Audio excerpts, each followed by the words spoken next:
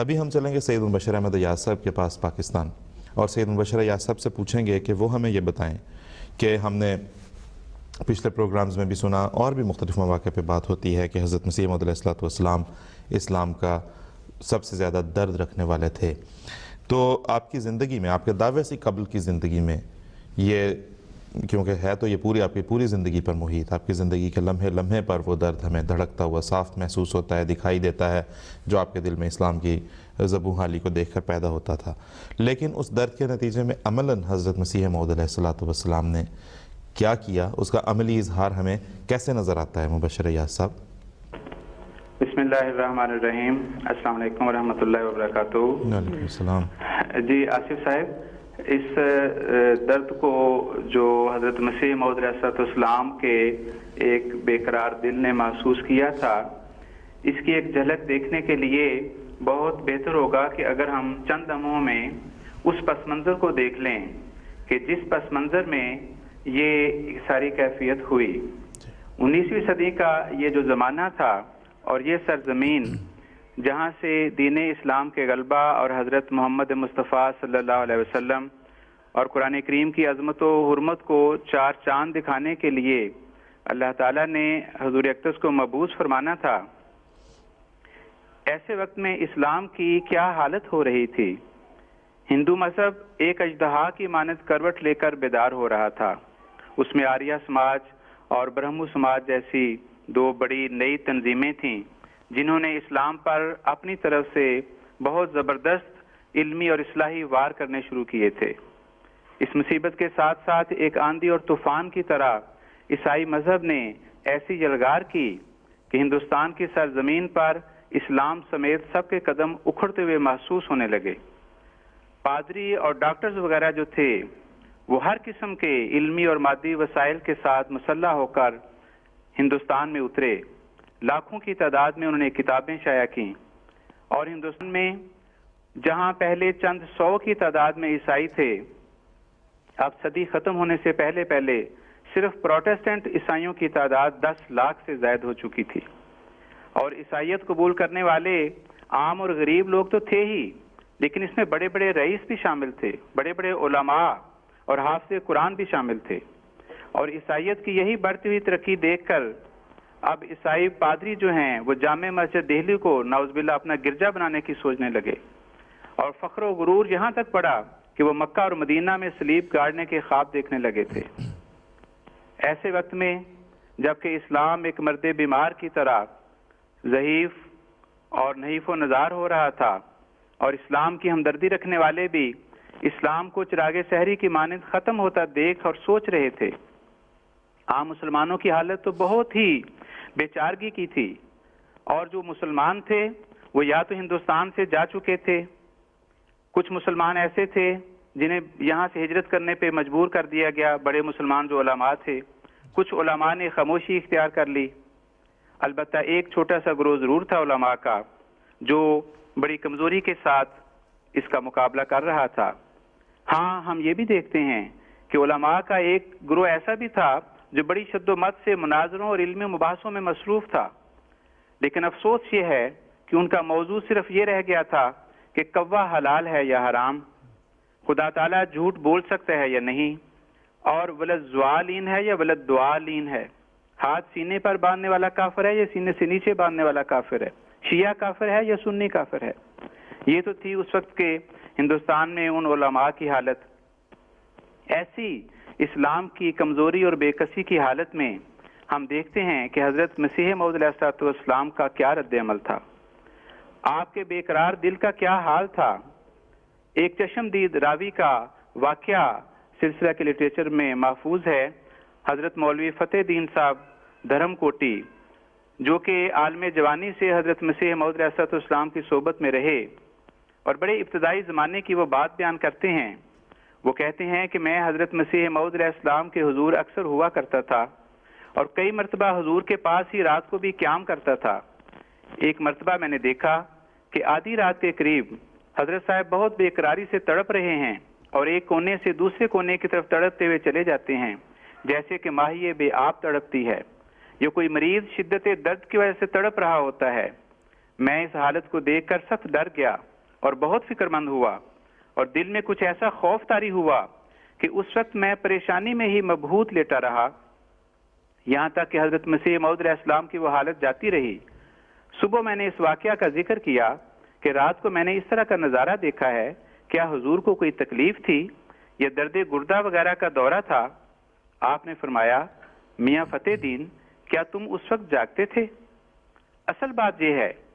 کہ جس وقت ہمیں اسلام کی مہم یاد آتی ہے اور جو مصیبتیں اس وقت اسلام پر آ رہی ہیں ان کا خیال آتا ہے تو ہماری طبیعت سخت بے چین ہو جاتی ہے، اور یہ اسلام ہی کا درد ہے جو ہمیں اس طرح بے قرار کر دیتا ہے۔ تو یہ وہ آپ کے اس بے قرار دل کی کیفیت تھی۔ تو آپ نے اسلام کے دفاع کے لیے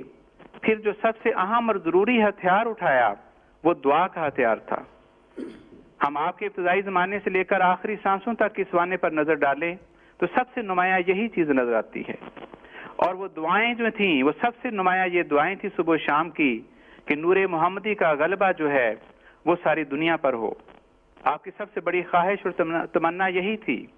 آپ کی نظم ہو یا نثر ہو، ہم یہی دیکھتے ہیں۔ آپ فرماتے ہیں کہ اس دین کی شان و شوکت یارب مجھے دکھا دے، سب جھوٹے دین مٹا دے، میری دعا یہی ہے۔ پھر ایک اور دعائیہ منظوم کلام ہے، اس میں فرماتے ہیں کہ دیکھ سکتا ہی نہیں میں ذوف دین مصطفیٰ، مجھ کو کر اے میرے سلطان کامیاب و کامگار، یا الہی فضل کر اسلام پر اور خود بچا، اس شکستہ ناؤ کے بندوں کی اب سن لے پکار۔ اسی طرح آپ کی دعاؤں کے بارے میں حضرت عبداللہ غزنوی رحمۃ اللہ علیہ، جو ایک بہت بڑے مشہور اہل حدیث عالم اور صوفی بزرگ گزرے ہیں، ان کے پاس ایک دفعہ آپ نے دعا کے لیے عرض کیا۔ انہوں نے کہا ٹھیک ہے میں دعا کروں گا، اور جو اللہ تعالیٰ نے مجھے بتایا وہ میں آپ کو بتا دوں گا۔ حضور نے فرمایا میں یہ نہیں بتاؤں گا کہ میرے دل میں کیا ہے، بس یہ دعا کریں کہ اللہ تعالیٰ میری وہ دعا قبول کر لے۔ چاند ہی دن گزرے تھے کہ انہوں نے آپ کو خط لکھا کہ عجیب بات ہے کہ بڑا ہی کم ایسا اتفاق ہوا ہے کہ اتنی جلدی الہام ہوا ہو مجھے کہ اللہ تعالیٰ نے آپ کی وہ دعا قبول کر لی ہے۔ اس پر حضرت مسیح موعود علیہ السلام نے بیان کیا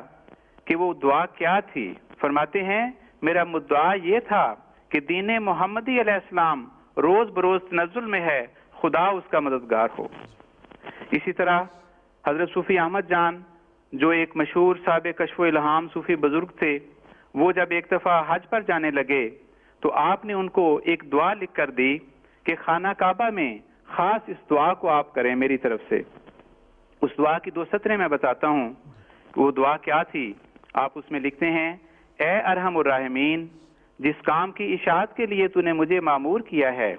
اور جس خدمت کے لیے تو نے میرے دل میں جوش ڈالا ہے، اس کو اپنے ہی فضل سے انجام تک پہنچا، اور اس عاجز کے ہاتھ سے حجت الاسلام مخالفین پر اور ان سب پر جو اسلام کی خوبیوں سے بے خبر ہیں پوری کر۔ الغرض بے شمار دعائیں تھیں جو آپ نے اسلام کی فتح اور الہی نصرت کے لیے فرمائیں۔ پھر یہ نہیں کہ صرف دعائیں ہی فرمائیں،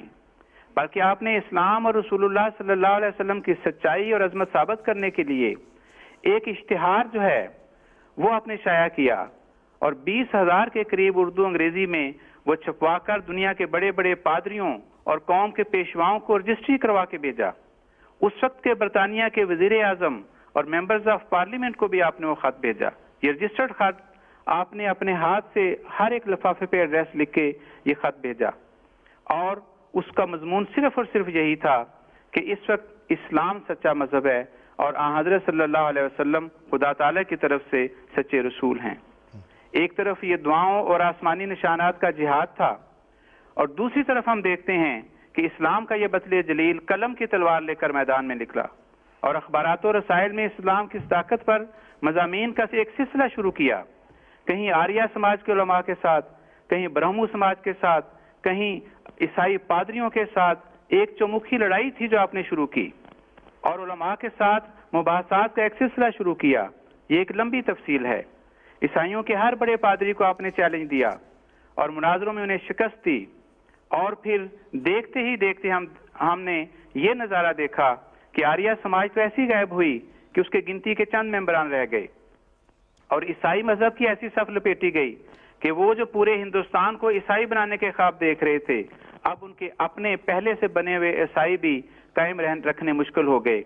اور حضرت مسیح موعود علیہ السلام کی دعاؤں کے طفیل اور ان دلائل کے آگے اس طرح انہوں نے اپنی شکست کا اعتراف کیا کہ احمدیوں سے انہوں نے بحث کرنا ہی بند کر دی۔ جیسا کہ میں نے عرض کیا کہ یہ ایک تفصیلی مضمون ہے، اور جو کچھ ابھی مختصر سا میں نے بیان کیا ہے یہ کہ مبالغہ بھی نہیں ہے۔ اس وقت کے لوگوں نے حضرت مرزا صاحب کے اسلام کے اس درد کو اور اسلام کی اس خدمت اور دفاع حضور نے جس طرح کی ہے اس کو محسوس کیا اور بڑے کھلے لفظوں میں اس کا اقرار کیا۔ ہم اتنا دور کیوں جاتے ہیں؟ ابھی چند سال پہلے کی بات ہے کہ ایک مذہبی تنظیم کے سربراہ ڈاکٹر اسرار احمد صاحب جو وفات پا چکے ہیں، وہ جماعت کے مخالفوں میں سے ایک مخالف تھے، انہوں نے ایک ٹی وی پروگرام میں جب اس زمانے کا ذکر ہوا جس کے بارے میں میں کچھ عرض کر رہا ہوں، انہوں نے یہ کہا کہ مرزا صاحب نے عیسائی مشنریز کے ساتھ مناظرے کر کے ان کو شکست دی، اور ایک زبردست تحریک اٹھی جو آریہ سماج کے نام سے تھی، ان کے ساتھ انہوں نے مناظرے کیے اور ان کو شکست دی، اور وہ علماء کی آنکھوں کا تارا بن گئے۔ یہ تو ان مولوی صاحب کا یہ اظہار تھا۔ اس وقت کے زمانے میں مولوی محمد حسین بٹالوی صاحب جو ایک بہت بڑے اہل حدیث عالم اور لیڈر تھے،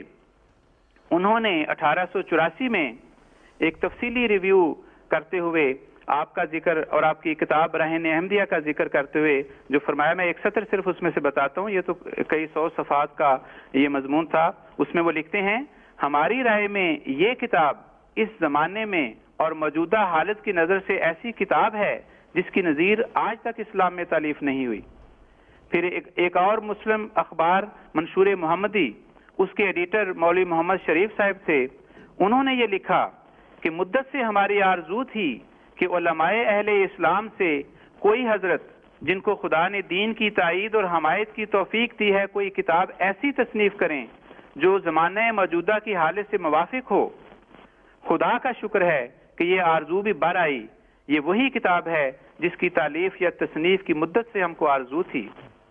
پھر اس وقت کے علماء میں سے ایک اور عالم مولوی نور محمد صاحب نقشبندی چشتی ہیں، وہ ایک اپنے قرآن کریم کے ایک دباچے میں لکھتے ہیں کہ اسی زمانے میں پادری لیفرائے پادریوں کی ایک بہت بڑی جماعت لے کر اور حلف اٹھا کر ولایت سے چلا کہ تھوڑے عرصے میں تمام ہندوستان کو عیسائی بنا لوں گا۔ ولایت کے انگریزوں سے روپیہ کی بہت بڑی مدد اور آئندہ کی مدد کے مسلسل وعدوں کا اقرار لے کر ہندوستان میں داخل ہو کر بڑا تلاطم برپا کیا۔ تب مولوی غلام احمد قادیانی کھڑے ہو گئے، اس نے لیفرائے کو اس قدر تنگ کیا کہ اس کو پیچھا چھڑانا مشکل ہو گیا،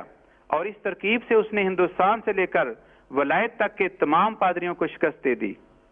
پھر اخبار وکیل امرتسر کا جس کے ایڈیٹر ابوالکلام آزاد تھے،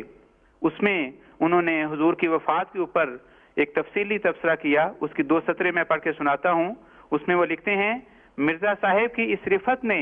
ان کے بعض دعاوی اور بعض معتقدات سے شدید اختلاف کے باوجود ہمیشہ کی مفارقت پر مسلمانوں کو، ہاں تعلیم یافتہ اور روشن خیال مسلمانوں کو محسوس قرار دیا ہے کہ ان کا ایک بڑا شخص ان سے جدا ہو گیا، اور اس کے ساتھ مخالفین اسلام کے مقابلے پر اسلام کی اس شاندار مدافعت کا جو اس کی ذات سے وابستہ تھی خاتمہ ہو گیا۔ پھر علی گڑھ انسٹیٹیوٹ اخبار نے تبصرہ لکھا، اور اس میں انہوں نے یہ ذکر فرمایا کہ مرحوم ایک مانے ہوئے مصنف اور مرزائی فرقہ کے بانی تھے۔ 1874 سے 1876 تک شمشیر قلم عیسائیوں، آریوں اور برہمو صاحبوں کے خلاف خوب چلایا۔ پھر ایک اور اخبار صادق الاخبار تھا، اس نے ذکر کیا کہ مرزا صاحب نے اپنی پرزور تقریروں اور شاندار تصانیف سے مخالفین اسلام کو ان کے لچر اعتراضات کے دندان شکن جواب دے کر ہمیشہ کے لیے ساکت کر دیا۔ اور آخر پر ایک سطر کرزن گزٹ دہلی کا ایک اخبار تھا، اس میں حضور کے بارے میں وہ لکھتے ہیں کہ مرحوم کی وہ اعلیٰ خدمات جو اس نے آریوں اور عیسائیوں کے مقابلے میں اسلام کی ہیں، وہ واقعی بہت ہی تعریف کی مستحق ہیں۔